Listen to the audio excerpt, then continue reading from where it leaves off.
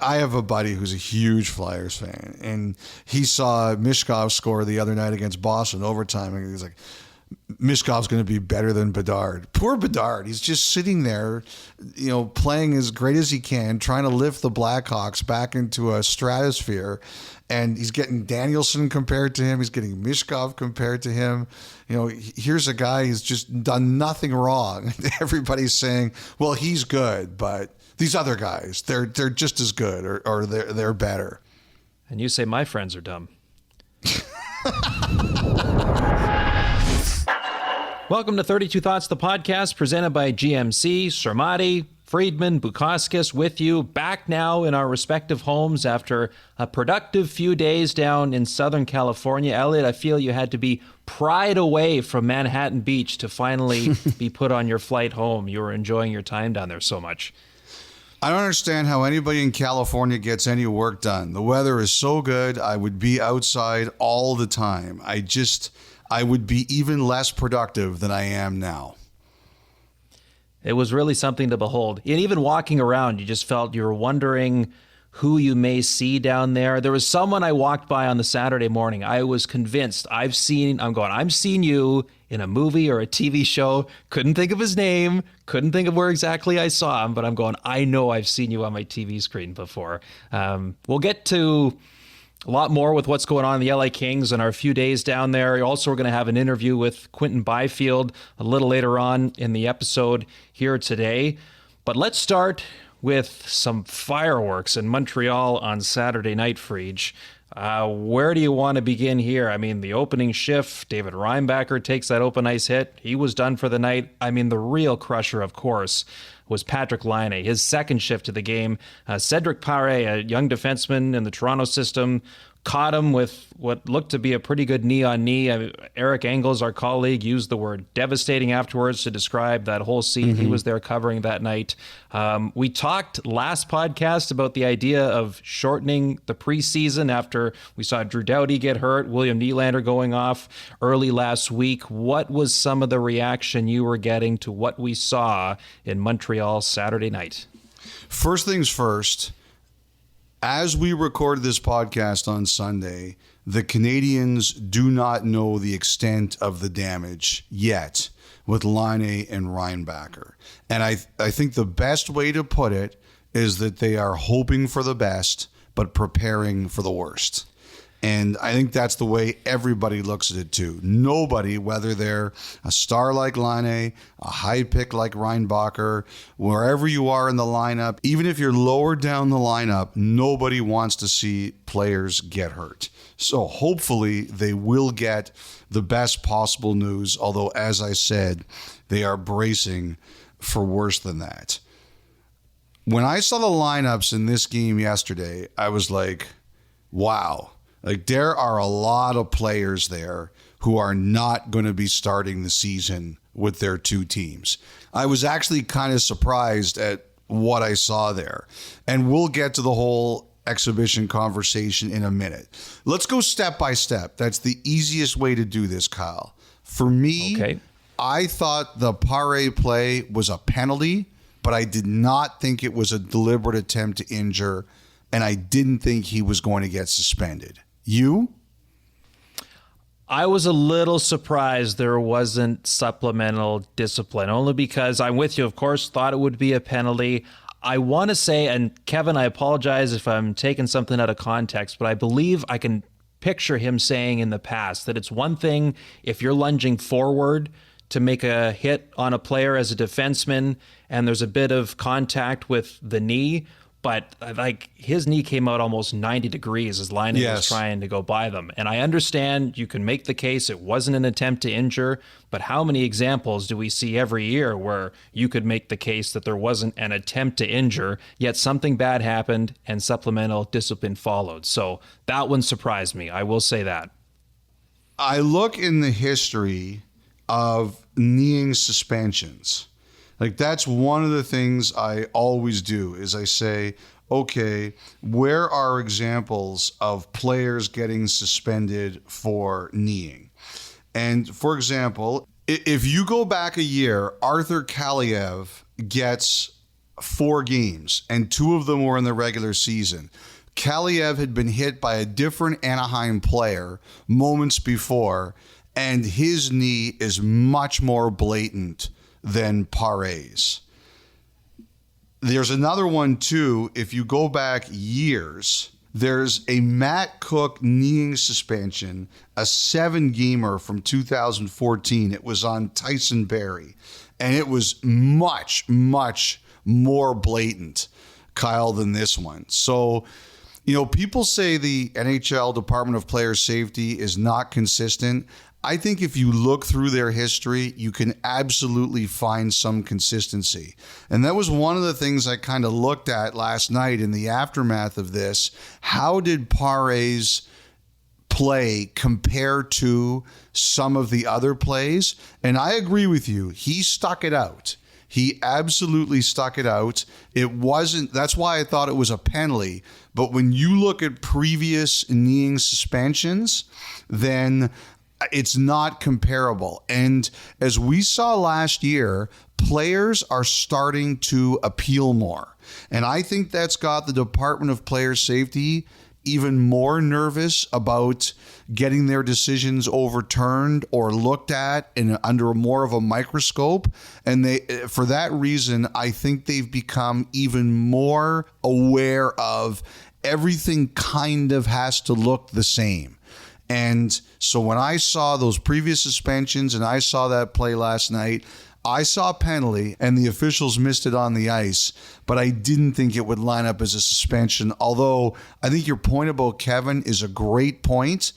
Paré has to be more careful. And what I will tell you, Kyle, I heard a lot of in the aftermath was, and this was the one thing I thought of immediately, is there is definitely a belief that the onus absolutely, if you're not an NHL player, and Paré is a pro, but he's not an NHL player, if you're not an NHL player, it is your responsibility not to hurt guys like Laine in exhibition games. And I guarantee to you that will be a big feeling around the league, is that Paré is in the wrong, not because he made a dirty play, but because the onus is on him to make sure that Laine does not get hurt in that situation. And a lot of veterans believe that very strongly.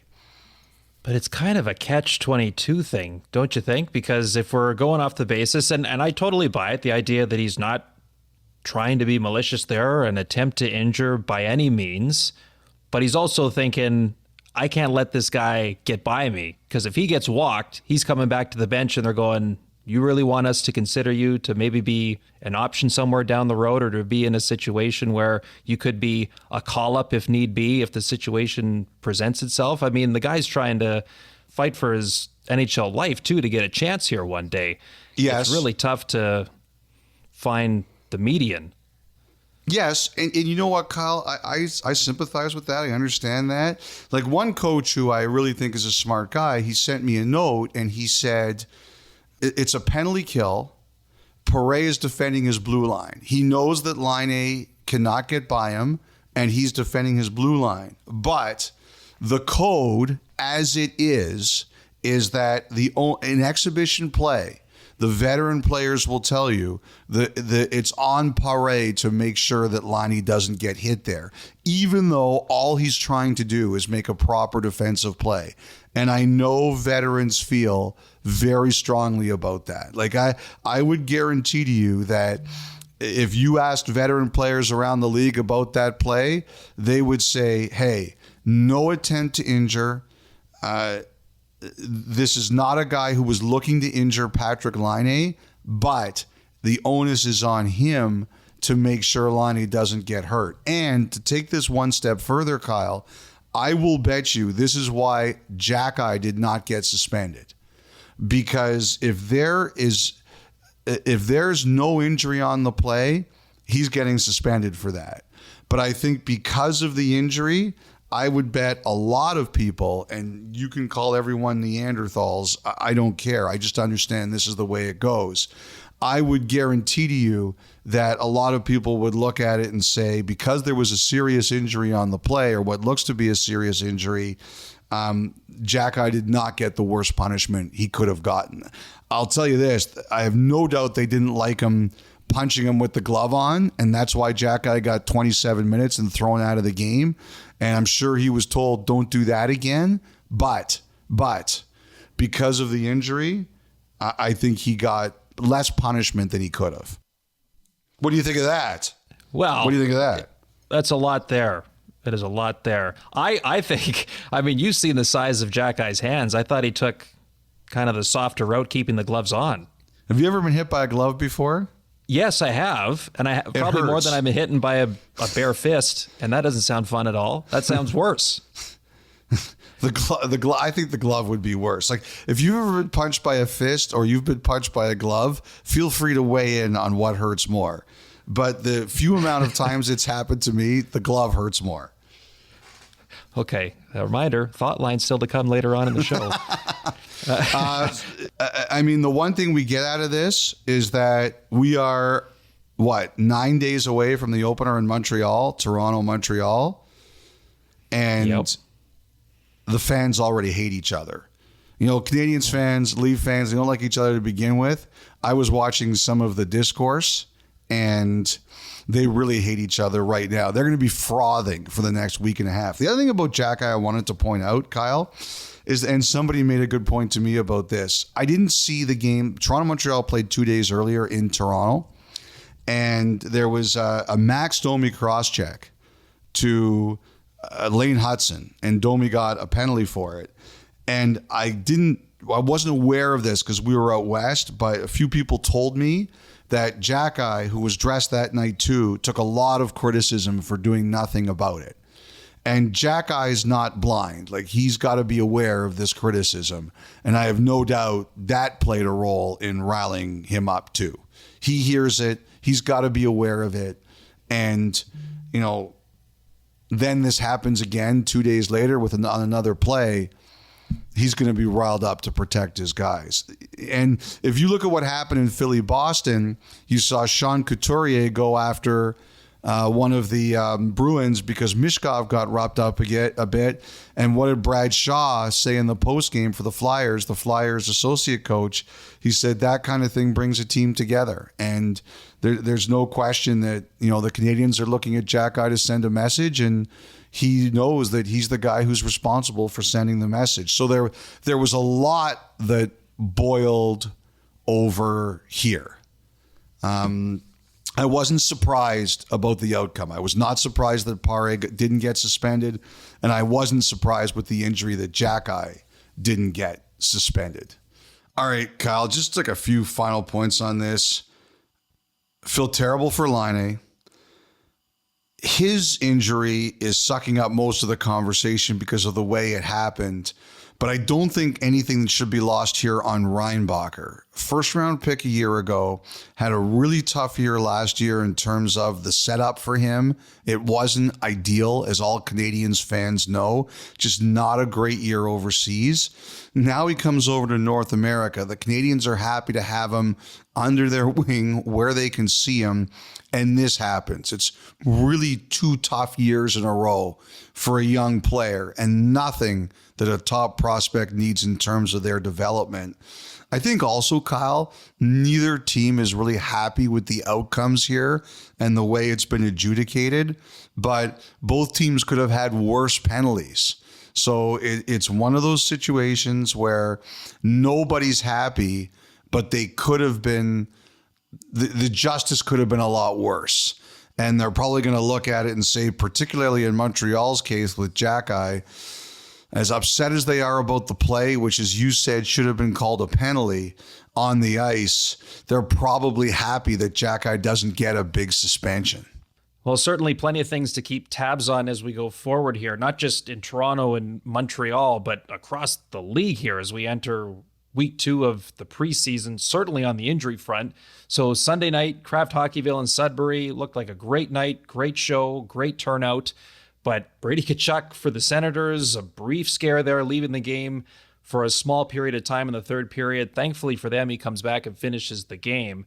But there was another moment we were thinking, holy smokes, how many more top players are going to fall with injuries early on in preseason? The Penguins, I mean, we're going to talk about them a little later on in their travel issues over the weekend. They did make it to Sudbury, but what's going on with Erik Karlsson, Ilya Sorokin on the island as well, Elliotte? This injury epidemic we seem to be dealing with here at the outset of preseason. What's the fix for it all? I don't know if there is a fix. Here's the thing, Kyle. Guys need to play preseason games. You can't play no games and then start in game one of the regular season. That is a recipe for injuries too. I agree that we shouldn't play as many exhibition games as we do. As I said earlier, when I saw the lineups for that game, Montreal-Toronto, I was like, this is one of those nights where there could be trouble just because there weren't a lot of NHL players in it. I don't think anybody expected that, but, that's what we got. Most star players or top players only play 2 or 3 games anyway in the exhibition season. So let's just say if we chop them from 6 or 7 to 2 or 3, they're going to play all of those games anyway. So I don't know if we're really eliminating the problem. And the thing about Laine is coming back off A, an injury, and B, a summer where his training started a bit late because he was getting help. He was in the program. So you have to play him. So I don't know if there's as easy a solution here as everybody seems to be saying. I would just think the number one thing, Kyle, that maybe we can do to fix this is how can we make it so there aren't as many games where the rosters look like that one? Okay.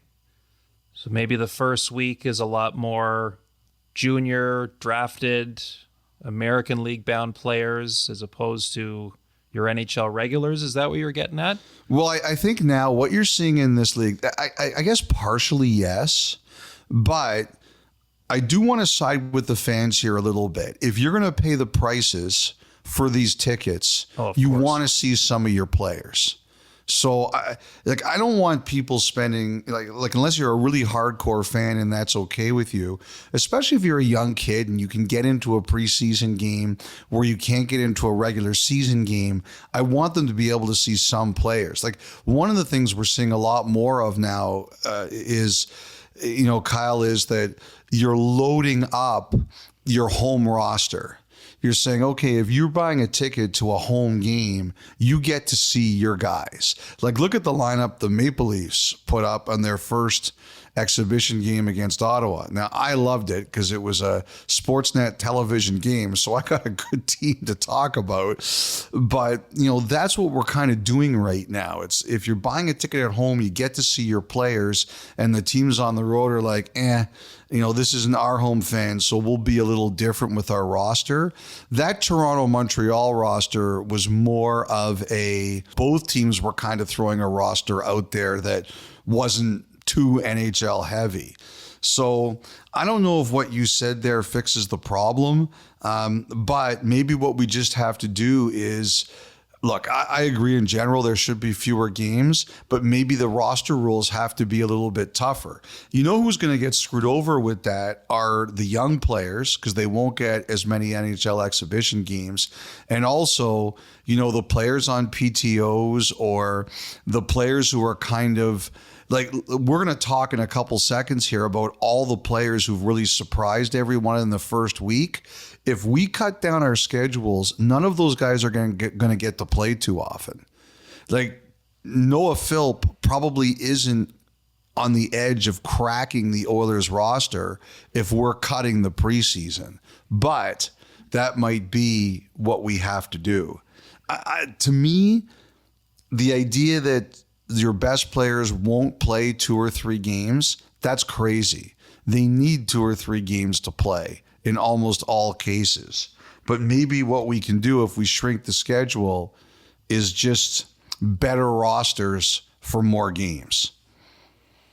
Yeah, I'm with you, though, because if you start to tinker with that too much, it throws the whole ecosystem at this time of year out of whack. And for a lot of players, their development path gets a bit skewed in terms of the opportunities management and then their scouts, or maybe even opposing team scouts or other teams around the league to get a sense of where they're at.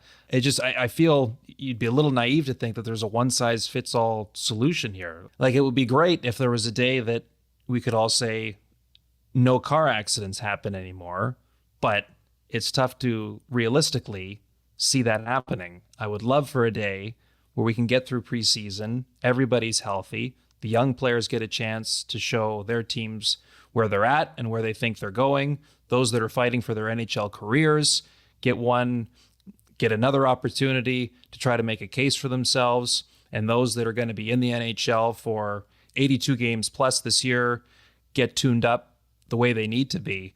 I'm just not sure there's a path to getting all of that done without some troubles along the way, namely injuries. This game is just too fast. I know it's not as fast in the preseason as it is in the regular season, but too much goes on for injuries not to crop up, even in the games that don't mean all that much in September. You know what, too, Kyle? Look at the weirdness of these plays. That Doughty injury was a complete fluke. The Nylander concussion is borderline insane, what happened on that play. Now, this one, it was a really terrible outcome. And I know there's a lot of dispute about how everybody feels about this, but it's absolutely not a deliberate attempt to injure. As you said, these are high speed, high contact plays. And again, I'm taking the Nylander play out of there because it's so weird. But these are high speed, high contact plays. And I'm with you. I think if guys play maybe one exhibition game, like I think there are some guys who could play one and just get going in the regular season. But if you really think that having guys play no exhibition games or most guys play one exhibition game is the solution to this, I think we're only going to ask for more injuries early in the year. I really do. I really do. You know what stands out about this too, Kyle, is that some of these injuries that we've seen here, they're complete flukes. Like the Doughty play is a bad accident. The Nylander-Robertson play is borderline insane. Like you look at it and you can't even believe it happened.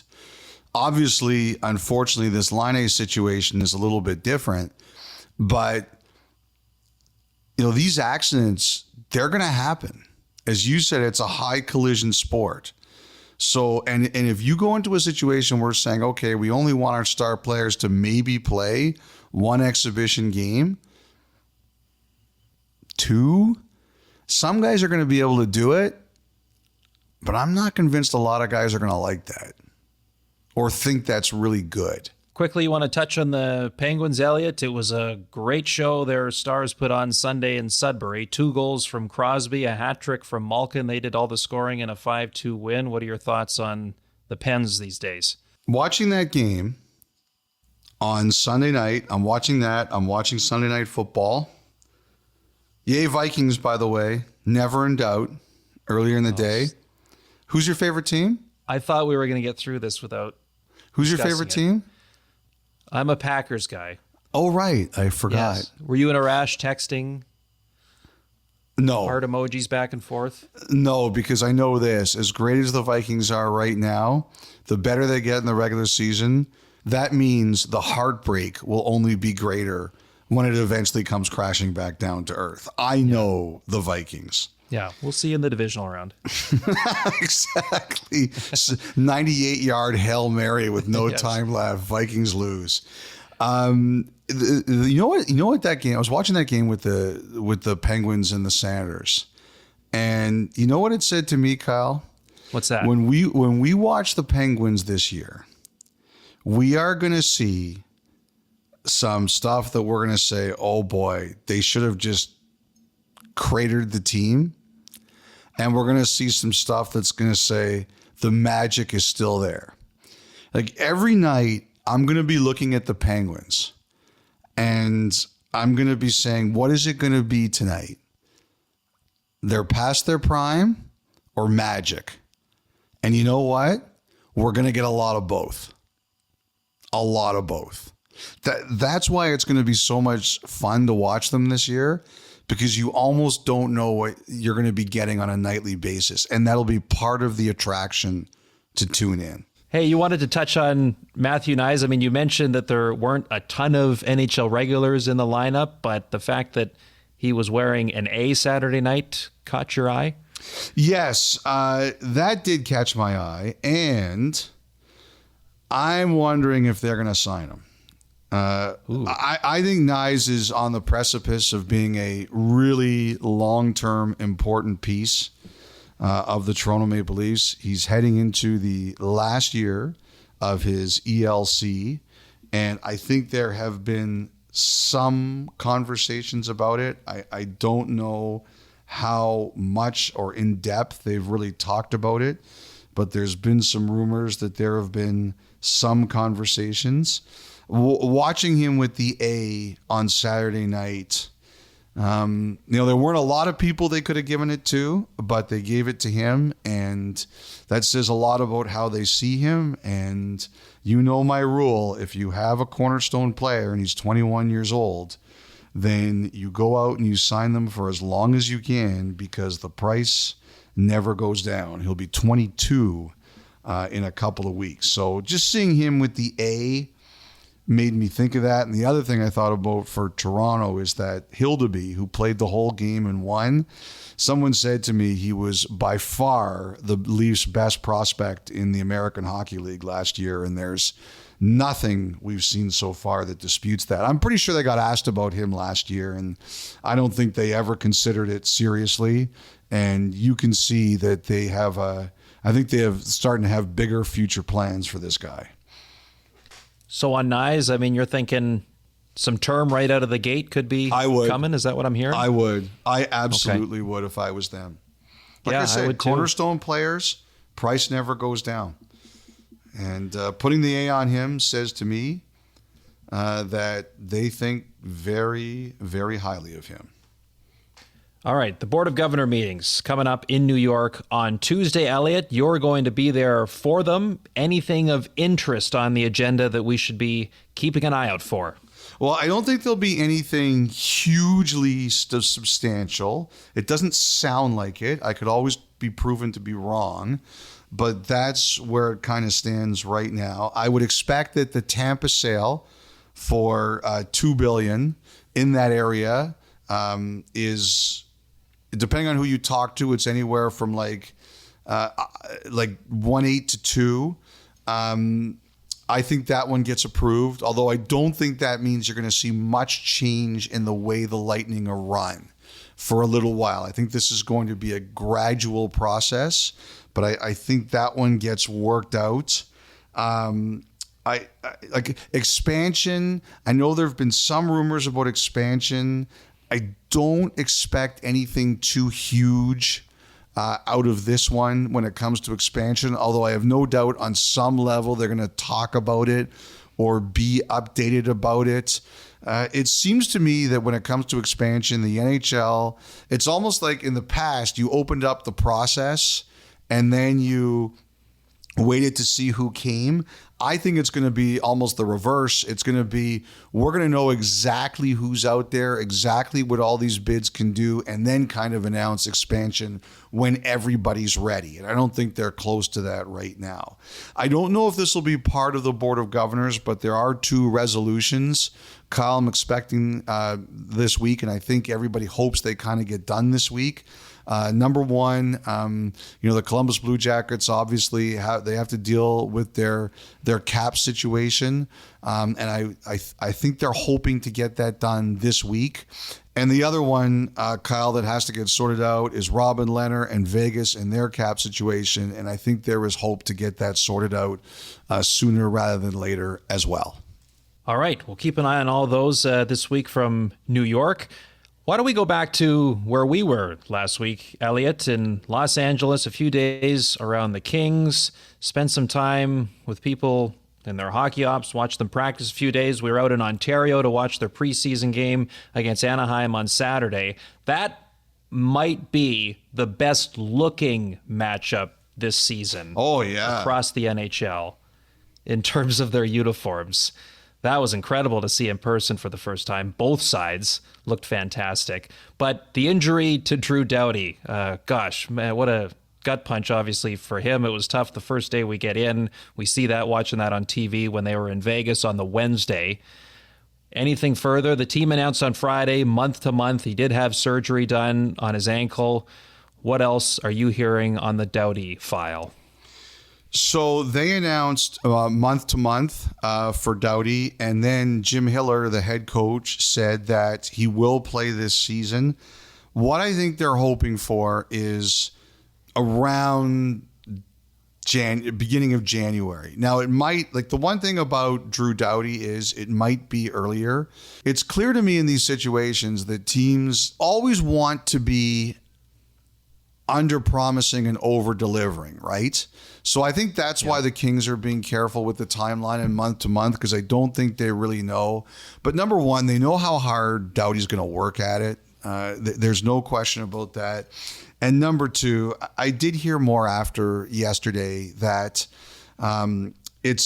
they really don't think it's one of those things that is going to cost him, say 75% of the season, or he's on LTIR until the trade deadline. I give or take a little bit of time, I think we're looking around New Year's. And again, I was told it could be before that, but you just have to wait and see how he heals, how the surgery goes. But I don't think anyone believes that this is a crushing, devastating injury that's going to cost him 75% of the season, thankfully. As we talked about on the last pod, he is very much on Team Canada's radar for the Four Nations face-off, which starts in February. And I think there's real hope that he's going to be ready in plenty of time before that. But I think it was like the Kings were very careful in their announcement. And I get that. But I think privately there is some hope that it's nowhere near. Like, I had one Kings fan who sent me a DM saying, boy, that really sounds ominous, that the best we're hearing is it's not going to cost him the year. And I just think that there's a little bit more optimism than that, although the Kings don't want to get ahead of themselves. They recognize there's a process here, and they just don't want to say anything that if it goes too long, people really begin to panic. And I completely get that. So beyond that, what were some of your takeaways from our time down in South Bay and getting to spend some time around the Kings?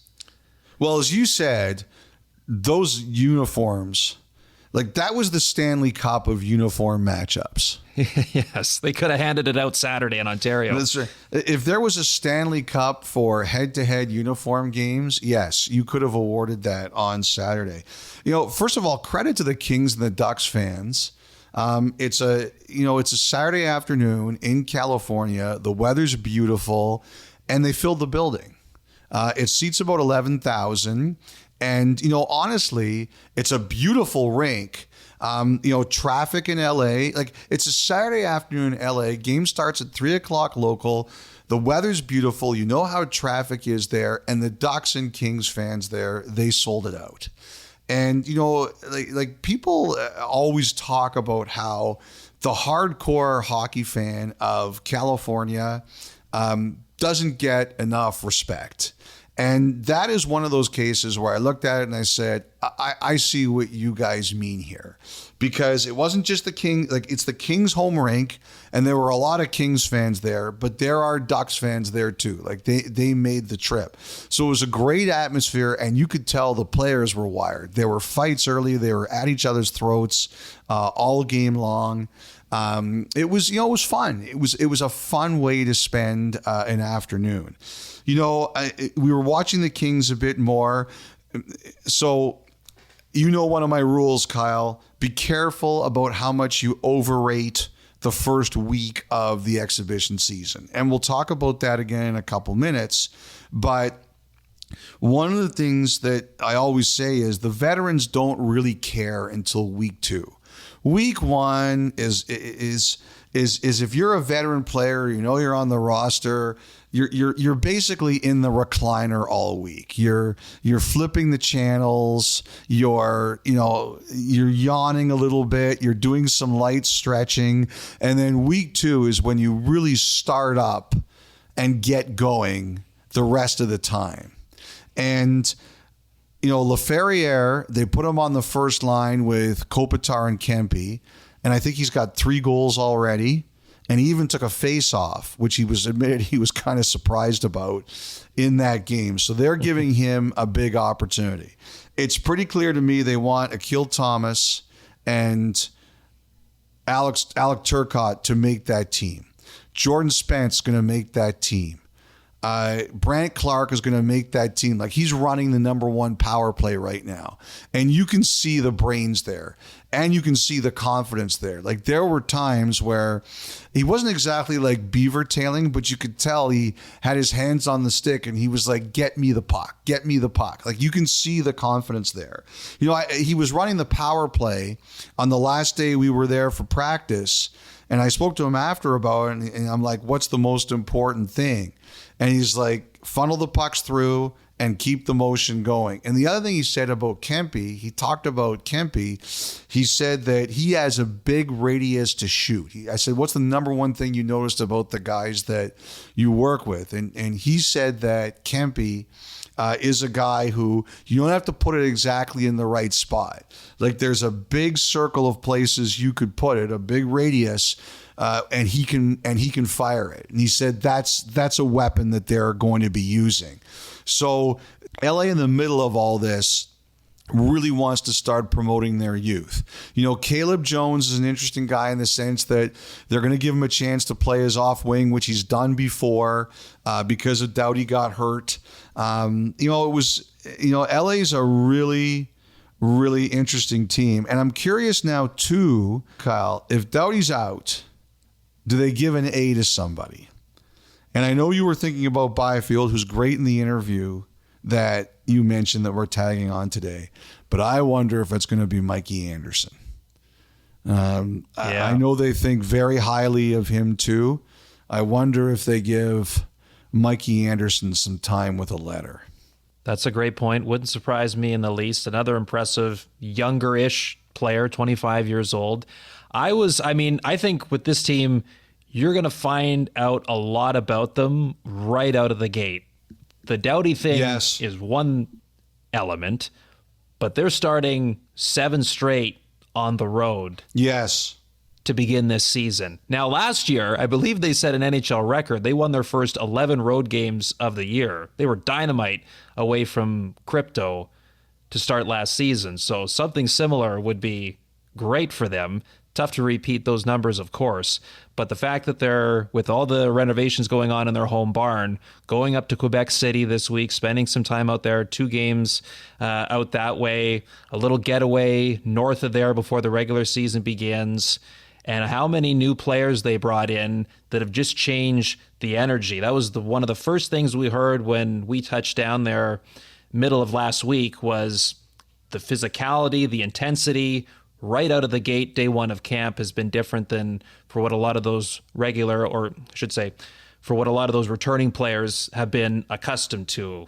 The Warren Fogels, the Tanner Jeannots, the Joel Edmondsons of the world, they seem to be making an impact, at least on the ice, early, and we'll see yet if that carries over when the games start to count for real.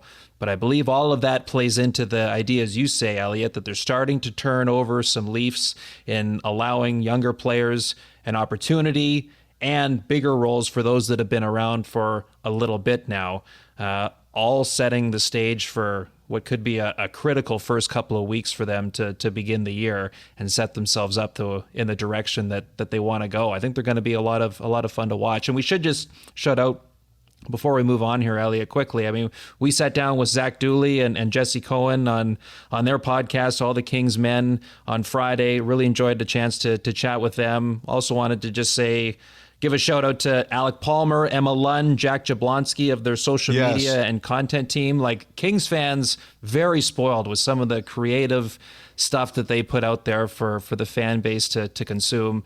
So thanks to all of them for welcoming us and being so good to us. A great time in LA, Elliotte. Would happily go back anytime. It was. And the thing is, too, it was good to meet, as you mentioned, some of the people who cover the league out west that don't travel as much. Like everybody knows, for example, like Eric Stevens, everybody knows him who works for The Athletic. But you mentioned some of the other people we don't see as much. And I also met Derek Lee. He covers the Ducks. Derek Lee, I sat beside him for a little bit at the game, the Empire Classic, and he's a young guy who you could tell has a lot of enthusiasm. So it was nice to meet him. For Anaheim, unfortunately, we didn't get to see a lot of the really good young players that we like to see. But that Dostal, I mean, he's a good goalie. Gibson is out now. 3 to 6 weeks because of the appendectomy. So there's an opening there to be his backup, and we'll see what that means. But, Dostal, who won the World Championships in Prague for the Czech Republic, that is a brilliant young goalie. And, the guy, we're going to talk about players who we're really curious about over the next week, but their first goal was scored by Sam Colangelo. And, when you're a young player on Anaheim, they have a ton of young players. So you really have to do something to stand out. He's a 22-year-old guy, and he played, I think, 3 games last year, scored his first NHL goal. You got to do things on this team to get noticed. And scoring goals gets you noticed. But the Ducks team looked great, even though they didn't win, because those uniforms are spectacular. One other thing I've been keeping an eye on with Anaheim is Cam Fowler. We talked a few weeks ago about how I believe that this is a situation that he's available, and we'll see what happens here. I guess it's just quiet right now, not much going on, but that is one, especially because Pat Verbeek tries to work so stealth that could just come at any time if he finds the right partner. Okay, so now we enter the second week of training camp. As you say, Elliotte, this is the week where the vets start to wake up from their slumber and get going. But also, as you say, there's some other names out there, whether it's young players or some fringe guys that maybe weren't on as many people's radars are still kicking around in week number 2. I don't know where you'd like to start here, but just some of the names that pop out, like Noah Philp in Edmonton, Achu Rachu in Vancouver, Carter Yakimchuk in Ottawa, Nate Danielson in Detroit. How about Philp, Elliotte? I mean, nice goal Saturday against Seattle. 26-year-old, big centerman, didn't play at all last season. Chris Knoblauch said he's shown them he doesn't have as much rust as you might think for a player in his situation. How about Philp? I think that's the great place to start. As you mentioned, he didn't play last year. He's a little bit older. He's 26. So this is the week where all of these players, it's about to get harder on them. Because as we said, the veterans will say, okay, now it's time to ramp it up. And all these players deserve credit because there's a ton of young guys or non-NHL guys who are so hungry this week. They are out there and they are doing whatever they can to get attention. And if you're still surviving or getting noticed at this point, you've done something better than 95% of the other players. And these are the guys who are the real cream of the cream. Philp is an interesting one. As you said, right-hand shot. Teams always love right-handed centers. Took the year off, a little bit older. And you can tell, especially too, because he played at the University of Alberta. Locally, that's a big story. University hockey is not always the biggest in Canada, but there it is. The players who play for the Golden Bears, they get noticed. So all of a sudden, this story in particular has got momentum. Now, Philp, Yakimchuk, Brad Lambert, Ratu, I think, is a great story too, and we'll talk about him more in a second. Nate Danielson, as you mentioned, as good as they were this week, they have to be 100% better next week. Because now everybody kind of knows them. This is the guy that's getting the attention. And, okay. Yes. Let's see let's see what they're going to do now when the other players start to care. So you can't rest. You cannot rest. You have to keep pushing. But as you said, these are the guys you want to see this week. Ratu, I always look at guys like this because I remember years ago when I did spring training, and I missed doing spring training, when Pedro Martinez was traded by the Expos to the Red Sox. The next year at training camp, I did a piece on Carl Pavano and Tony Armas Jr. They were the pitchers who got traded for Martinez. And you could tell this was their first camp with the Expos. They were still in Montreal. And they were like already beaten down by it. They were like, oh my God, I can't believe I got to talk about this stuff. And they'd just been traded. So you'd look at Ratu, who got traded for Bo Horvat. And you go into a market like Vancouver, people are constantly on you. They're not hard, but they're watching you. The microscope and the spotlight on you are harder than they are on almost everybody else. The first round picks get it. The other Pettersson gets it because he's got the same name as Pettersson up with the Canucks. But, the Canucks fans are all watching Ratu because he got traded for Bo Horvat. And the kid looks like he had a hell of a summer. And he's playing hard. You can see that they told him, all right, what are you going to do? Look at the NHL roster the Canucks have. They have one of the deepest forward groups in all of the NHL. And so he knows, he can't just peek around the curtain. He's got to blast the door down. And he's done a really nice job. I've enjoyed, we're carrying 4 Canucks preseason games. I think we've had 2 or 3 on already. You get enough chance to watch them. And I'm impressed by what he's done. But like all these other guys, this is the week. As big as last week was, this week is even better because it doesn't get easier. And now people are going to be coming for you. And in the case of Danielson in Detroit, Elliotte, did you say what Patrik Laine said about him? What did he say? I missed that. He said that I don't consider Patrik Laine's words very important, so I completely missed it. Well, I've got news for you. You should. He said he reminds him of Bedard with the way he stick handles and how he shoots. Wow. So that's pretty high praise. Oh, another Western League guy. Yeah, that's the Western. That's Kyle. We should sponsor this. Kyle Bukauskas' weekly WHL drop-in. I don't know what sponsor you want to get. Some cowboy boots or something like that, but that can be Kyle's WHL drop-in. Well, it's funny. So after you called out my brother and I, he texted me after that episode, and he said it would be funny if I just fed you a meaningless WHL stat every week, and then you threw it into the episode like it was something very noteworthy. I'll tell you this, the ad people at our place, they'll sell anything. So it could work. It's funny, you talk about the Kane made the Bedard comparison. I have a buddy who's a huge Flyers fan, and he saw Mishkov score the other night against Boston overtime, and he's like, Mishkov's going to be better than Bedard. Poor Bedard. He's just sitting there, playing as great as he can, trying to lift the Blackhawks back into a stratosphere. And he's getting Danielson compared to him. He's getting Mishkov compared to him.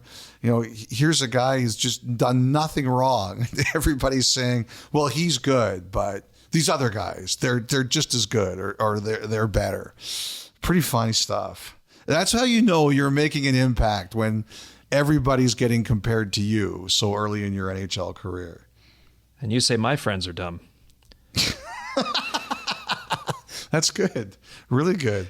Pittsburgh, Elliotte. Their issues with the plane on the weekend. Were supposed to play in Detroit Saturday night. Couldn't get off the ground at home, so the game got postponed. What's the fallout of all that? Someone was asking me, actually, a couple of people were asking me, do the Penguins get fined for that? And the answer is no. I don't think anything like that is happening. But I do think there's an understanding. Look, if you're a Red Wings fan, you've bought tickets on a Saturday night to go see the Red Wings. And it may not be a regular season game, it's exhibition, but still, especially if you're taking your kids, that's a big deal. And obviously, anybody with children who's at school age, Saturday is much more convenient day to go to a game than, say, Monday, which is when they're going to have to play it now. And I do think there's an understanding that this can't happen a lot. And so I've heard there are going to be conversations about what kinds of backup plans need to be in place. You know, in the preseason, you don't have to go in the night before. You usually skate at home in the morning and you fly in the afternoon, save money. I think everybody understands it. You don't need to spend that much time on the road during exhibition play. But I did hear there was a recognition that you don't want that to be happening. It doesn't. It's bad for the Penguins. It's bad for the Red Wings. It's bad for the Red Wings at home and their fans. I think everybody understands that. So I'm sure there will be conversations about it. And should mention, Kyle, that we always touch on Swayman, and I don't get the sense of any movement this weekend. I think the Bruins have bent a little bit. But I still think they're still pretty far apart, and we're gonna need more movement on both sides, unless one side completely collapses, which I don't get the sense of right now. There's still gonna have to be movement on both sides for this to happen. All right. Well, that'll bring us then to the final thought, which is presented by GMC.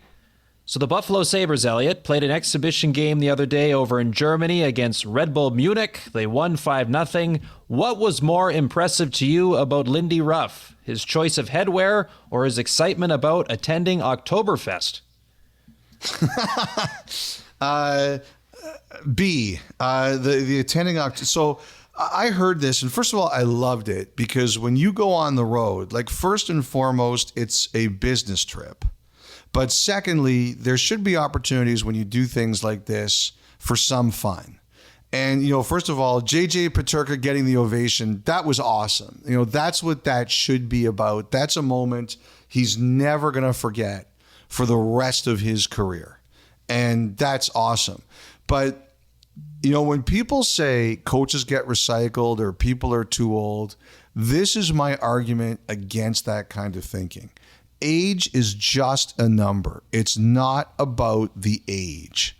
It is about, do you adapt for the times and do you understand the changes in people?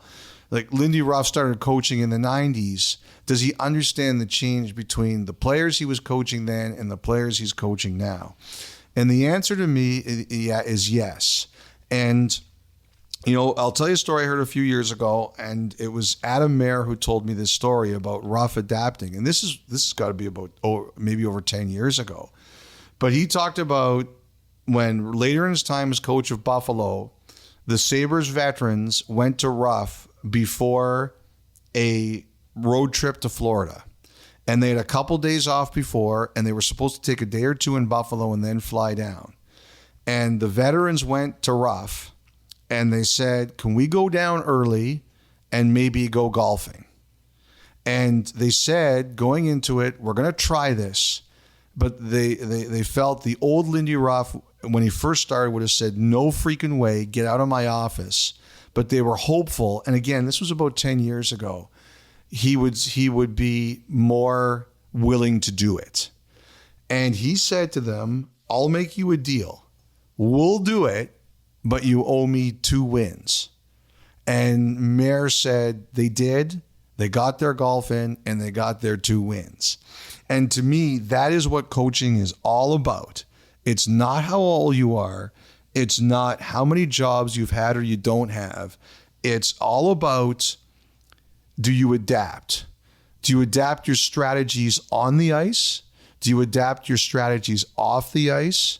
Do you accept the way we do things now with fitness and sports science and analytics? Like that small thing with Lindy Ruff and Oktoberfest.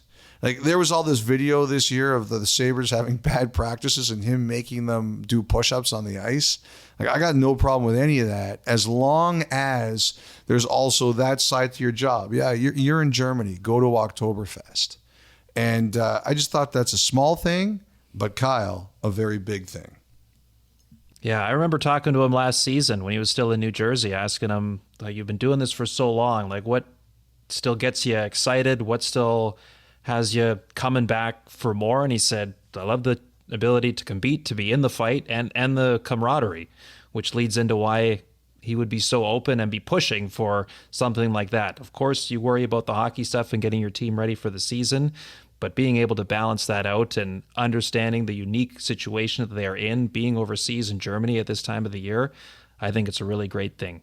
Kyle, before we wrap up the final thought, there was just one thing I want to mention. I'm sure there are hockey fans somewhere on the Eastern Seaboard who had to deal. I mean, I saw some of the video from the hurricane. Like, it's terrible. So just all the hockey fans out there who may have been affected, just wishing you the best. And, hope that if you do listen to this pod, we can bring you a couple minutes of peace in the middle of what is a terrible, terrible time. Well said, Elliotte.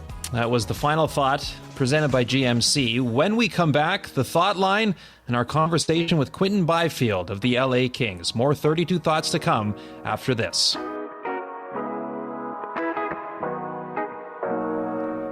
Listen to the 32 Thoughts podcast ad-free on Amazon Music, included with Prime.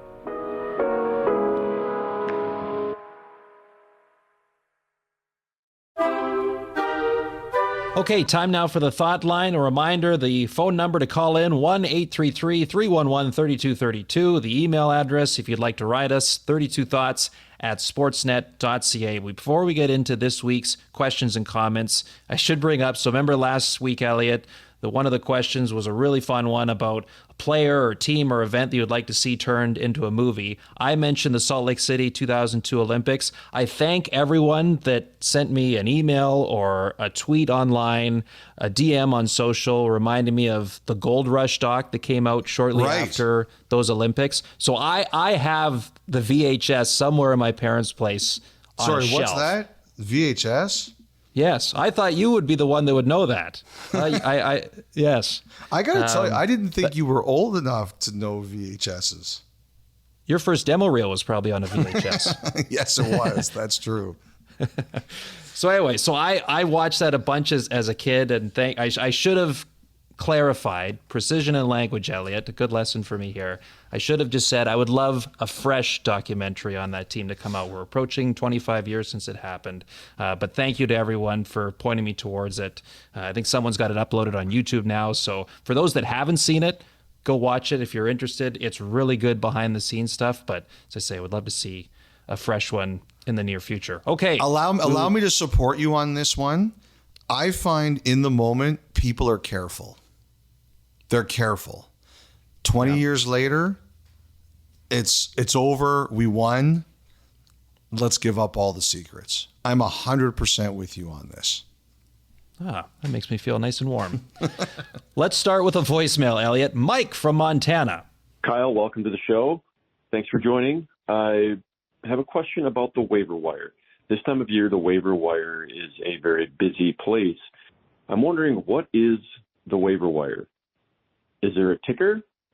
Is there an email? Is it a group text for between all the GMs? How do they handle the succession of teams from number 1 to 32, and who goes next? Thanks very much, guys. Keep up the good work. Thank you, Mike. And we get this question periodically, and Kyle and I thought it was a really good idea to go over this again, because at the beginning of the year, some people forget and some people need a refresher or a reminder.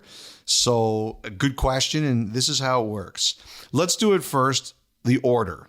For the first month of the season, until November 1st, the waiver order is determined by the reversed standings from the previous season. So the worst team in the league last year has the first pick until November 1st. And it goes like that. And starting November 1st, it goes by points percentage this year. Obviously, at that time, not everybody's going to be playing the same amount of games, so it goes by points percentage. And this is not like, say, a snake draft in a hockey pool or fantasy football. It doesn't go 132, 32, 1, 132. It is simply 32 to 1. That's the way it goes.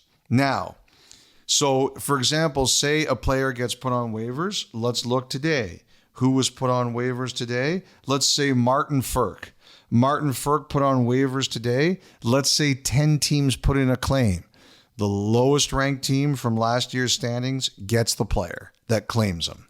So if 1 passes and 2, 8, 16 take him, 2 gets him. If 1 to 8 pass and 9 is the top team to claim him, they get him. Now, as to how it works, I think that's actually a really good question. All I know is that there's an email that goes out to everyone in the league. I think it's like, I don't know who all gets it, but there's a list of people who are executives who get it. And eventually the Players Association gets a copy of it too. And so the way it works is it starts at 2 p.m. Eastern Time, 11 a.m. Pacific. So on a day before 2 p.m. Eastern, a team can send a note to the league, we're putting this player or these players on waivers. And then at 2 o'clock, a big note goes out to everybody who's on this distribution list and says, here's who's on waivers today. 24 hours later, another note goes out saying, okay, here's who was claimed and who they were awarded to, and here are the new players on waivers today. That's how it goes. So it's like a mass email list to a bunch of executives that I don't know who's exactly on it. The one thing that I find very interesting is in the last CBA, they used to kind of know that if a player got claimed by like 8 teams, it was kind of not common knowledge that these were the teams that claimed this player. In the last CBA, the league changed it. They won the right to keep that secret. And I guess it's like a negotiation tactic or something. And agents hate it. It makes agents crazy. And I understand why, because they want to know who's interested in their player, right? Like if 8 guys claim their player, I want to know for the future, hey, these other 7 teams, maybe I can land my player there. But it's kept private, so they got to work a little harder. Or maybe some teams keep it hidden entirely. So hopefully that explains it all, but that's the way the process works. Very thorough. Well done. Let's go to Tyler next from Chicago. I was thinking about the Hawks-Sabres game last November, and I realized that there were 5 former first overall picks in that game that night. Bedard, Hall, Dahlin, Johnson, and Power. Has there ever been a game with more number 1 overall picks before? It feels like that would be pretty tough to beat. Kind of hoping there hasn't been to say I was witness to history that night. Keep up the great work, fellas. So happy to have the pod back. Do you know this answer, Elliotte? I do not off the top of my head. Do you? So I didn't off the top of my head earlier. I had to reach out to the good people at Sportsnet Stats. So that tied the record, 5 first overall picks in one NHL game. Would you hazard a guess of how many times it has happened in NHL history? First of all, great work. I'm not used to a co-host doing research here, so I'm really impressed by this. That's not true. Off the top of my head, Kyle, I would have to guess it involved the Oilers, because at those times when they had Hall and they had Nugent Hopkins and they had Yakupov, I got to figure they played somebody else that had 2 number 1 overall picks on their team. Yes. So my question to you is, though, because it's never been more than 5 first overall picks in one game. That's the record. Yeah. How many times in NHL history have we seen that? Would you have a guess? I'm going to say I have no idea. So this is a pure guess. Pure guess. I have no clue. I am without clue. I am going to guess 8. 46. 46? Yeah. I never would have 5 guessed times that. last season alone. All of them involving the Sabres. Wow. Well, you know what? I guess I should have guessed that, because before Hall got hurt, Buffalo, Chicago, there were 2 for the Blackhawks in addition to whatever Buffalo had, but I don't remember that. Wow. I mean, 46, I would not have expected that. Wow. Yes. What's the oldest? Do you know? Did they tell you?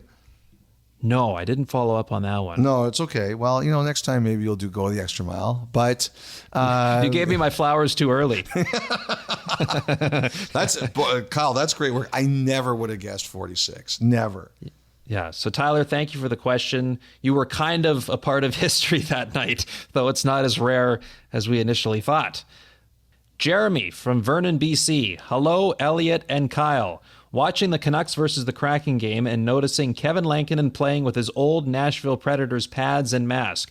Curious of how long a goalie is allowed to play with former team's colors. Can he play with his Nashville color pads and mask all year, or does the league step in at some point? Maybe a dumb question, but curious of the answer. No dumb questions here, just dumb hosts. I reached out. Great line. To some people in the equipment world in the National Hockey League. And the response I got back is, I don't believe there's ever a situation where the league steps in or there's like a certain amount of time that, you need to have the proper colored equipment by this point. But it really all comes down to, Elliotte, my understanding is how quickly whichever the manufacturing company that a goalie is partnered with, how quickly they can get the new gear out to them.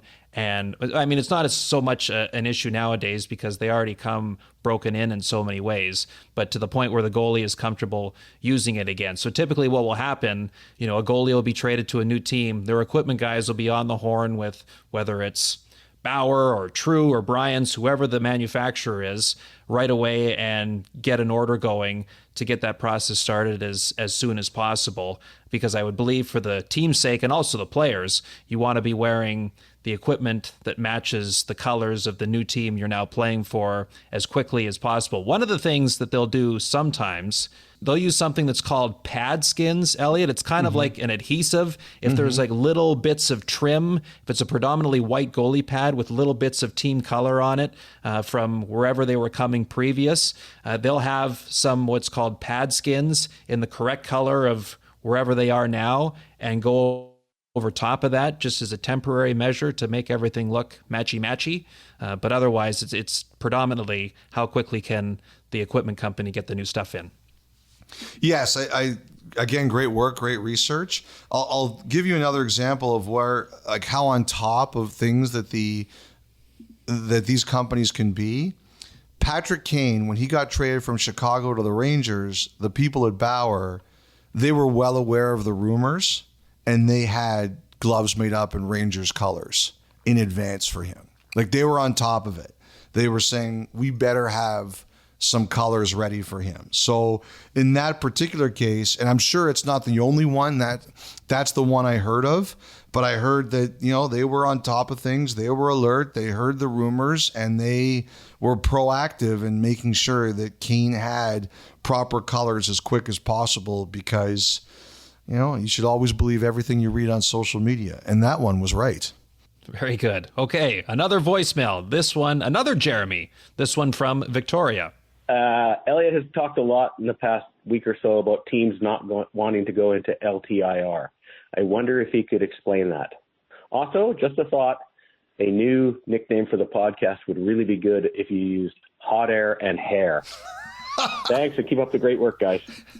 That's pretty good. I actually really like that. Hot air and hair. I think that one might stick. Hot air and hair. That's Jeremy. Rolls right off the tongue. We'll send you a residual. That's you should have copyrighted that before you, like Pat Riley copyrighted three-peat before you sent that in. Very good. Basically, here's the reason that teams want that. Edmonton has talked about it. Vancouver has talked about it. Other teams have talked about it. If you're in long-term injured reserve, if you're using that, you cannot accrue cap space at the deadline. So, cap space, one of the biggest mistakes people make with cap space is they think, okay, let's just say a team has $5 million in cap space. They think it's okay, then you have every day you don't touch it, you have $5 million in cap space. That's not the way it works. It's like interest. You just you add every day you have $5 million in space available, you just accrue more and more space. So when you go out, get to as close to the deadline, you have more room to go out and get a player. That's the way it goes. But if you're in long-term injured reserve, you are not allowed to do that. So you're not banking any space.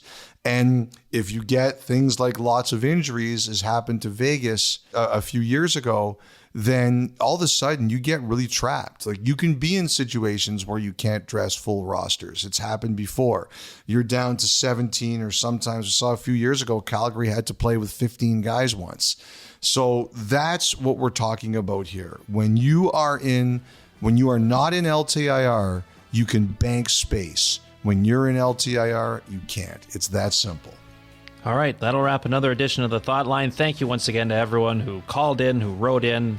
A lot more fun topics to discuss here on this episode. And a thank you to Griffin Porter for helping curate the list for us each and every week. When we come back, our interview with Quinton Byfield. Stay tuned.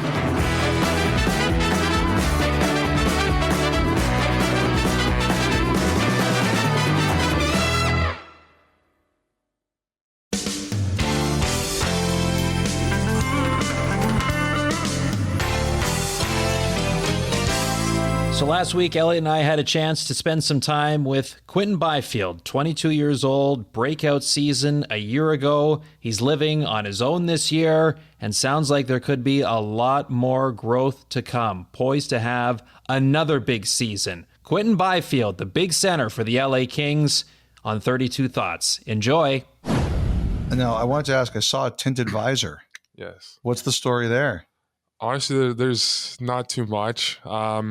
Just growing up, I always kind of liked watching guys with the tinted visors, and, always kind of admired that. And then, I asked them before about it, and they said, like, you needed kind of a prescription for it, like, because, like, concussion or eye problems or something. But then when I kind of had an injury, like, up there, like, nothing serious at all, but then I asked the doctor, I was like, do you need a prescription? He's like, no. So then I go to our equipment guys, like Grangey and them. I was, can I get a tinted visor? Yeah. So then I just put it on, tried it out, and really like it. Like, because I've always been a little sensitive to light. I like it a little darker. So just kind of test out the whole summer and just go forward with it. Now, there's a story going around that you tried this last year and you were mocked mercilessly in practice. Yes. Is this true? Yeah, that is true. It was after the St. Louis game. I actually got hit in the back of the head. So then I had to go to do the concussion protocol, which I was all fine with, and then came out, finished the game and everything. Then the next day I was like, I go try the tinted visor, and then it was terrible practice by me. So then everybody's just like chirping me about it. Everybody on my team, all the coaches were even getting to me, and then our old coach Todd, he comes up to me, he's like, it's probably not a good idea after you get hit in the head to put on tinted visors, because then you like create a target or something for yourself. So I was pressured to take it off. But, yeah, it's back. Is it going to start the year? It's back to start the year though, but I was pressured to take it off before. Okay. Now, is there like a better combo coming out of the gate this year than the tinted visor and the matte black helmets you guys will wear at home? Oh no, those I think they did a really good job with the jerseys. The matte black too. It's different. Like there's, I don't know if there's anybody else. Like I know Vancouver had with their skate jerseys. Their third ones. So to wear those all year at home, like I think it looks really sharp, really clean. Then that combo will look good. Nice.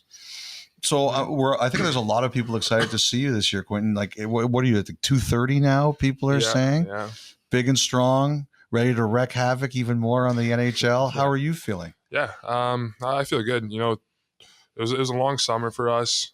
Just wanted to kind of focus on putting on more muscle, getting a little bit thicker. Coming back to center as well.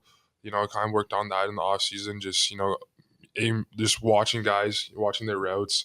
Just watching old game clips of me playing center. So trying to get back used to that. But, going through training camp, new line mates as well, playing with Fiala and Fogel. So there's some new there. But I feel like we got going well during camp, and then played last night as well. And we had a pretty strong game. So we just got to keep that moving forward. But, now, when you say you watch Roots, like who did you watch? Like what video did you watch? Yeah, like there's some Kopi clips, because you want to be a two-way guy, so some clips of him, Chandler Stevenson as well, just a bigger guy that skates really well.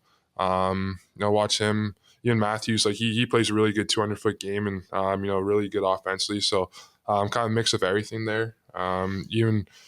Even watch some old Bergeron, O'Reilly, like a lot of those defensive guys. Kind of, I want to be good down low and be trusted down there. And it was a really great season for you coming off with the Kings last year. And I was just reading some of the comments you had about it, and you said you allowed yourself to make a little more mistakes, almost, giving yourself a bit of a break at times. So what was that like, and just almost letting yourself go in a way offensively?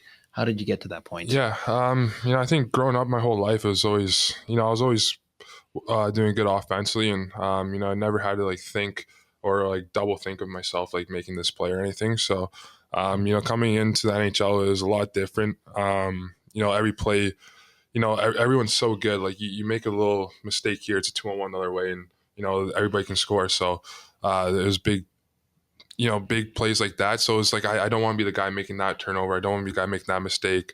I don't want to lose the game for us. Just things like that. It was all negative kind of going through my mind if I make this play and I mess up. So it was more so I was playing defensive with my game. It was just if I get the line, kind of just get behind them, make the safe play, go after it.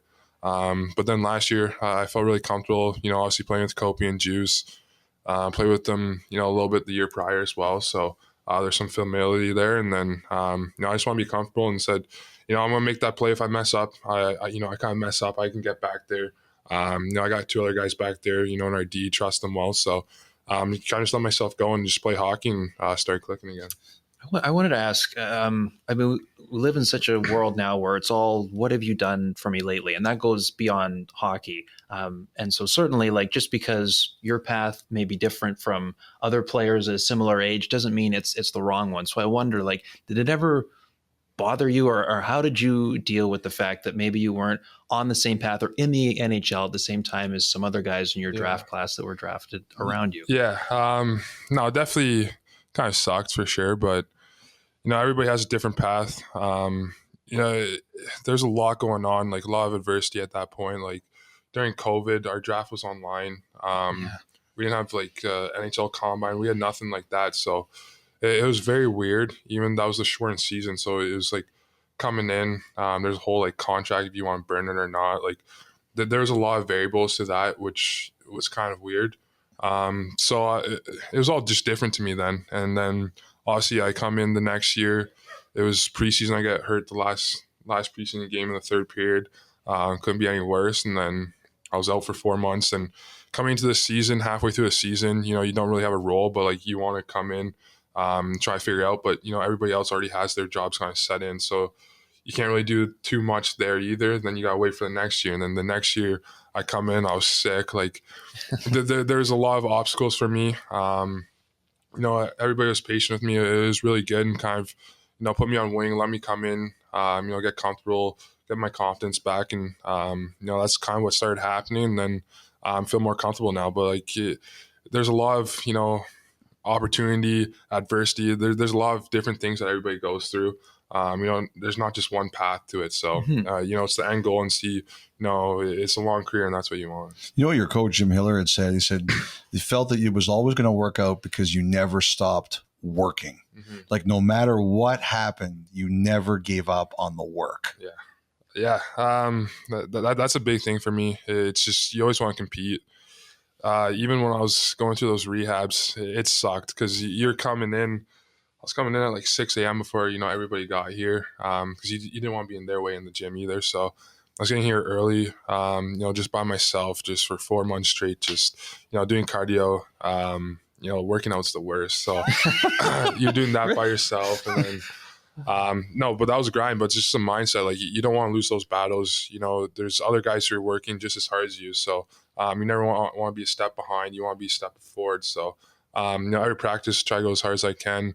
Even just forecheck, even if you can't get the puck there, you want to be able to go as fast as you can get there. So you rush them to make the play. So that's just kind of my mindset in that way. Former King Mike Richards, he once told me a story that there was a year Philly wasn't very good and he was learning how to play one center.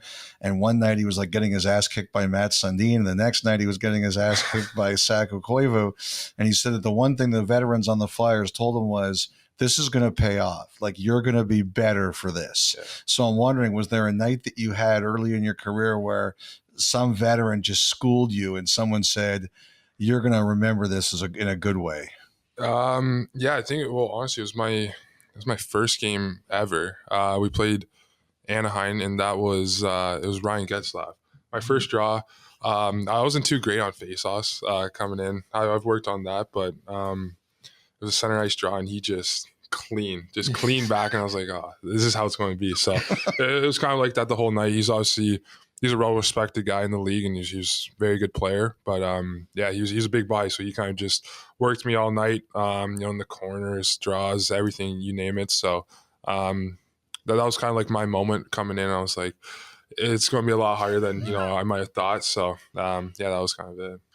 You were saying that you would love to score from distance a little more this year, as opposed to always being in tight. Naturally, the goals are going to be there. The chances will be there as well. But I'm just curious, like the mindset of a shooter. Like, this is one thing to say, I would love to score more goals than last year, but you're actually thinking about where on the ice you want to be in those situations. So how do you go about kind of mapping that out and as you try to accomplish all that this year? Yeah, I think just last year, my main goal is obviously go to the net, and that's still really what I want to do. Got a lot of goals from in there. I'd said that's where probably all my goals were from last year. But, I felt at times I was like deferring or pulling up a little bit when I was entering the zone instead of, having the mindset of attacking the net, make a little deception move, get a quick shot off. You're not going to score all of them, but, the more that you do that, the more it's going to go in. The more you have to respect those, me shooting from far, then the next play opens up too. So, there's kind of things like that. Even the sharp angle shots, you see a ton of goals going by the goalie's ears now. So, just not being scared to put the puck to the net sometimes, from wherever, basically. How much do you hate the Oilers? I hate them, and we got Fogey too, so it's tough. He's your winner. I really hated you. Quite well, right? Yeah. So I don't like them, and I work out with them in the summer, so it's just it's not fun. What is that like? Yeah, it's good. Like, they're all obviously, we're out of the they're always winning against us, so they're always happy, but they're all such a good group of guys. Those like Connor, Leon, Hyman, Nursey, like they're all great dudes, and obviously, Connor and Leon are two of the best players in the league. So obviously, working out with those guys, seeing what they do on a daily basis can only help you as well. So in the summer we're all friends, but when it comes to the games, it's game on. So Rob Thomas said that he was there when the offer sheets came down, and he said they were really mad, and the Oilers guy said it wasn't that bad. You were there. Like, what is the truth? Yeah, I honestly don't know, because I think those guys were all in the same room together, and I don't think I was in the room at that time, but you could feel a little bit of the tension in the air a little bit, I guess. But yeah, that's hockey. It's the offer sheets happen, but honestly, I'm surprised it doesn't happen more. But, right. Yeah. All right. Can I ask you about your jersey number? I read that 55 because of Sergei Gonchar, right, when he played in Pittsburgh. Yes. So for a power forward, why the defenseman ends up being the inspiration for your jersey number from like a young age? Yeah. So when I was younger, Pittsburgh Penguins were, kind of the team there with, Crosby, Malkin, Gonchar, all those guys. And growing up, everybody wanted 87 or 71. So, Yes. I just kind of want to be different. And at the time I was playing defenseman as well. So, you were? Yeah. Okay. So then I went 55. I played defenseman until I was, I think, 7 or 8. And then, the coaches got mad at me for rushing it too much. So I wasn't really a true defenseman. So they said, hey, if you're going to rush it like that and play offense and you want to play D, go to center. So that's kind of how I got into that position. And that's how the 55 started. If you were still a defenseman, do you think you would have made the NHL? Great question. I honestly don't know. Like, The answer is yes. You have to say yes. You're a talented guy. Yeah. You got to say yes. I was going to map it out a little bit more. Like, I feel like for myself, I could skate the puck and be like a big guy with, some range back there. So I feel like it'd be good. Like, if I was a righty, a big right-handed defenseman that could skate could be really good. But I don't know. Who knows? I think I could have, but it would have been different. Everything would be different. I have no doubt you could have. One of the things I think the Kings are hoping for, and it's almost kind of sacrilege to say, is they want you to take the number one center job from Kopitar. And I know everything he's done for this franchise is a god here, but can you ever say to yourself, that's what I have to do this year? Yeah, obviously I think that's the goal. I think, obviously I wouldn't say that if, he didn't want me to do that either. He obviously wants the best for the team. We all do. And, just we have a competitive, battle within our locker room. I think that's good for our team and pushes everyone. So I think everybody's battling to move up the lineup, more minutes and everything. So, I think that's what's really good about our group. We have, 4 really good lines that, can show up any night and prove themselves. So I think that's kind of, what I'm looking at to do this year. And, he's doing the same thing. Like, he doesn't want me to give it to me. So, that's so good about this team. What's like the biggest piece of advice he's given you, or like the lasting impression you will have of Anze Kopitar 15, 20, 30 years down the road? I don't know if there's like some words, like obviously there is words, but it's not coming to my head, but it's more so what I see. Okay. I feel like he's more of a leader by example in what he does. When he talks, everybody listens. Like, you're room quiet, everyone focuses up, listens to what he says, and he's a true leader in that sense. But I think for me, just watching what he does on a daily basis, he's first guy in here, he's getting his treatment, he's stretching, riding the bike, getting like fully warmed up, being one of the first guys on the ice, one of the last guys on the ice, doing all the right things, taking care of his body, eating right, like he does everything proper and everything right. So just looking up and coming in at a young age and seeing someone that does that, makes you want to do that. And like when I was in junior, like I wasn't stretching, I wasn't working out, so it totally changed my mindset. Just following a guy like Kopi. What was so I'm just curious, like, what was the biggest thing you saw after junior? You said, "Oh, this is going to change in a hurry." Yeah, it was probably me playing defense. I think for Sabri, Crossing your own blue line. Yeah, it was crossing my own red line at that point. But it was like in the D zone. Like, I was obviously trying to fix it in the OHL, but it's different league. I don't know if I stopped really that much, so I think that was a huge thing. I was doing a lot of circles in the D zone, stuff like that, and then leaving the zone early too. Like, you don't have to be going a million miles an hour all the time. Like, that's what they kind of taught me here. It's like they kind of want me underneath the puck, getting speed behind them. Like, I'm fast enough to beat those guys up the ice, and it's just an easier play if for the D, for the winger, if you're supporting them rightly instead of being way ahead of them. They have to make a force play. So I'll probably say those. What's the angriest you've ever seen Kopitar? Honestly, I don't know. That's a good question. I can't recall. If I'm being honest, like I don't know if he's ever had a bad day in his life. So in a game, like he's always always calm. Cool. Like, even if he has, I remember in Winnipeg, I think he had 4 goals that game, and he was still just, kind of straight face. It's like, if that was me, like everybody would hear that I scored 4. But now, like, even like he's just so even keel at all the times. Like, I haven't seen him, lose his mind or anything like that. So, I feel like that's good too. Like, it makes us feel like, if he's not doing it, then like we can't do that either. So everybody's kind of on the same page. How much did your teammates hear about your goal against Columbus last year? How much have you watched that thing back? I watched it so much. I think we came out with the YouTube video. It was like 11 hours. And I was joking about it. Like, I just had it on the whole summer, just on the background in my TVs. But like at that time, they didn't want to let me see it because they didn't want my head to get too big. They know it's like that. But it's one of those goals where it happened, and I didn't really even know what I was doing in the moment. I was just trying to get the puck to the net and everything. But it's one of those goals that it's hard to top again for me. Right. Craig Simpson, our colleague, talks about it all the time. Like, some of his best moments offensively, he's like, I couldn't even tell you what I did, right? Like, the mind goes blank and the instincts take over, right? It's just all happening. It's just let's try to get this puck on the net and make a play here. Right. I just wanted to go. I saw at the NHL media tour, your dad was with you, and he was so proud. He was taking all the pictures. He was watching everything you do, and we see that from time to time. And I had a chance to meet your parents briefly last year at the All-Star game, and just a word about them. You joke, your mom's really good with the shepherd's pie. Your dad didn't realize where the keys were, but obviously they're a huge factor in who you are. And what was the best thing that they ever did for you? Oh man, like they're awesome. There's just like, I can't even describe it, what they do. Like like my mom, what she did for me, she just growing up like in hockey, obviously she'd go to work, she'd work 9 to 5, come home, pick me up, drive me to the rink, every day. So like what she was doing, she missed two minor hockey games of my whole minor hockey career. And Really? like I played 8 years of minor hockey. Wow. Wow. So like that just tells you enough there.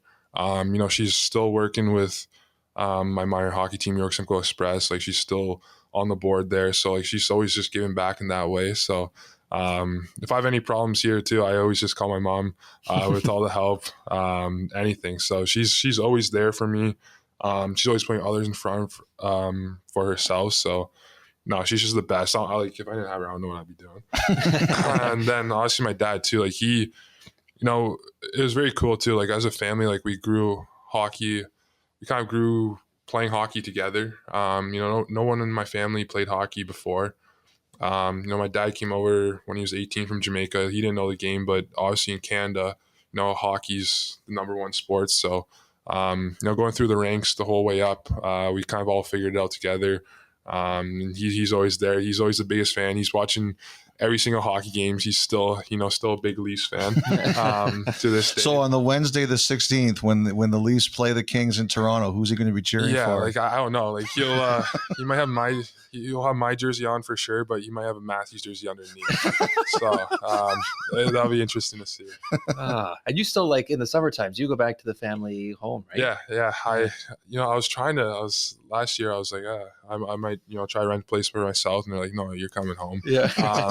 I can't be mad. Like it's obviously, they do so much for me, and I want to be there. I don't see them much in the season, so obviously being with them, seeing my dog as well, it's good. And then my mom's always doing the cooking, doing my laundry, so it's nice. I just get home and relax. Great. Last one for me. I just wonder, spending a couple of days around here, Elliotte and I and Dom, it seems like there's a bit of a different feel around the group, just with like some jobs open now. More young guys. More young players. Like, what's yours to read on everything? Yeah, I feel like there's a lot of excitement in our room right now. Obviously, so there's more young guys. The new guys that came in, they brought a presence in training camp. Being physical.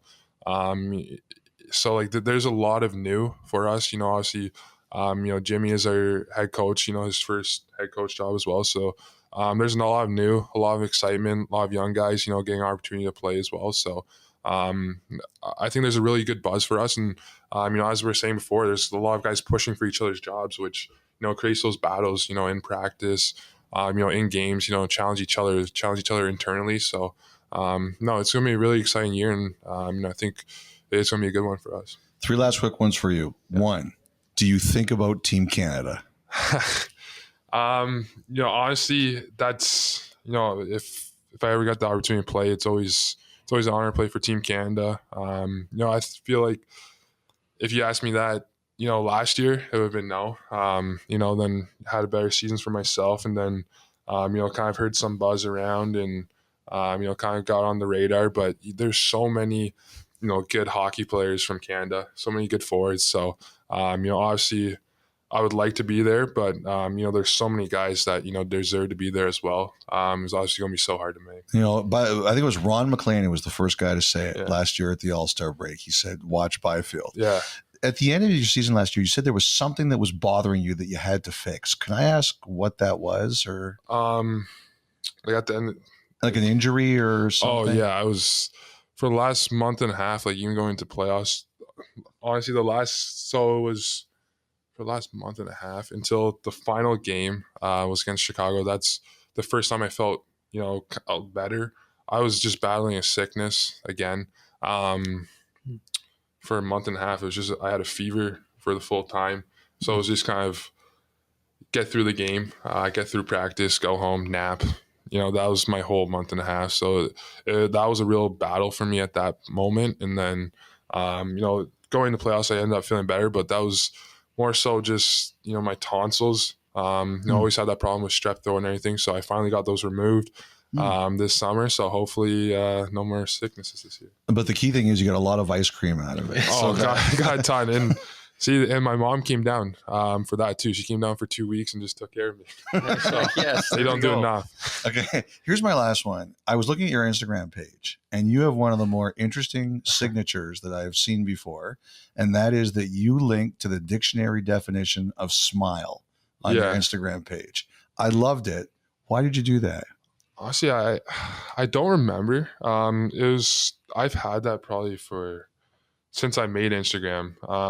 I always have a smile on my face. I always just like to have a good time, have fun with the guys. Like, I play hockey for a job. I get play hockey. Like, there should never be a bad day. So just always smiling. I think, everybody should be doing that as well. So I kind of just had it when I was younger and just kept it the whole time. Love it. I think that's great. Hope you have plenty to smile about this season. But This has been great. Thanks so much. Awesome. Appreciate it. Thank you guys. Appreciate it. So great to hear from Quinton Byfield. We thank him again for his time. And one final thank you to the LA Kings organization for having us out there last week. More preseason hockey to come this week, including some more games on the network. This Monday night, 7 Mountain Time, 6 Pacific, the Oilers and Canucks. That's on Sportsnet Pacific if you want to catch that one.